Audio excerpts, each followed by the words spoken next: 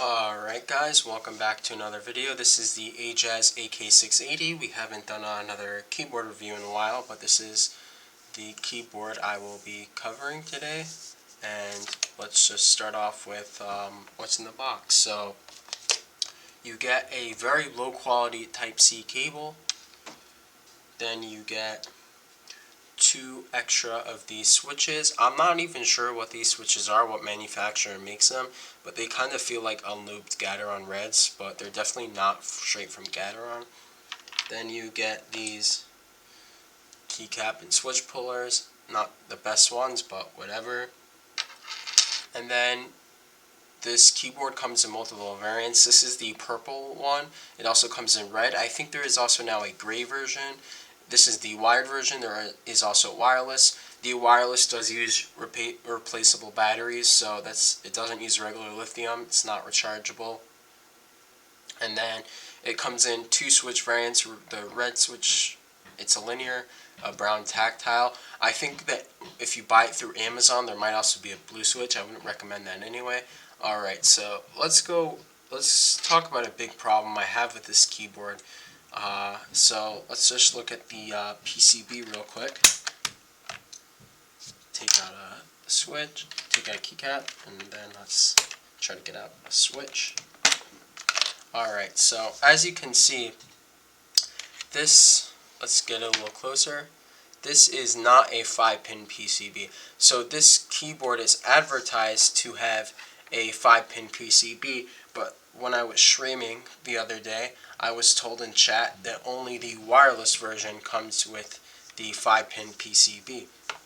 So the problem with that is they did not advertise that clearly, and that sucks, because the main reason why I bought this keyboard was because I had a certain 5-pin switch I wanted to use with it, and I just feel like that's false advertising. Also, the problem with this specific socket, these 2 holes aren't standard size, so a lot of the 3-pin switches I tried in here wouldn't work, or most of them I would take out and then I would have a broken pin, so it just breaks their switches. Like Gateron switches still work in here, but when you take them out, it breaks the pins, and that's a huge problem. So I just don't think you can advertise a keyboard, which this is, as fully hot swappable when only Ajazz switches seem to work in it. This is the Ajazz light white switch, by the way, and this is the only switch that I tried other than the stock switches that I could take in and put out that doesn't break the pins. So you're definitely going to be very limited on what switches you can use in here. And then let's talk about the plate. So the plate is you can't probably see very well, but it is a polycarbonate plate, and that is a very good plate option for a keyboard on this budget. Many budget keyboards use more metal, like aluminum or steel plates, which don't end up sounding so good. So polycarbonate, great choice. So this is a screw-in PCB. There is no gasket mount or O-ring mount or whatever. It's going to be a stiff typing experience, which is fine at a keyboard this price. So there is RGB. Let's turn that on. So you're not going to be able to see it very well because I have PE foam over here and it blocks it because I added that in, but there is some RGB LEDs which are relatively bright for a keyboard of this price point. Then the typing feel. So the typing feel, as I said, it's stiff. It's going to feel pretty fine and pretty okay for a $17 keyboard. It's definitely better than a membrane keyboard. In terms of the keycaps, so I'm not sure what material this is or profile. It's kind of a deeper, shorter version of SA. They sound pretty good. I wouldn't put SA keycaps on this board because the stock switches can be very pingy and that will bring it out more. So I think this was an okay profile to use. In terms of mods I did for when I give you the sound test, I put in PE foam, I did a tape mod, and I added foam in the case, and I think the keyboard ended up sounding pretty good. I think the stock sound is okay, but definitely after modding it sounds pretty alright, and I'll give both sound tests at the end.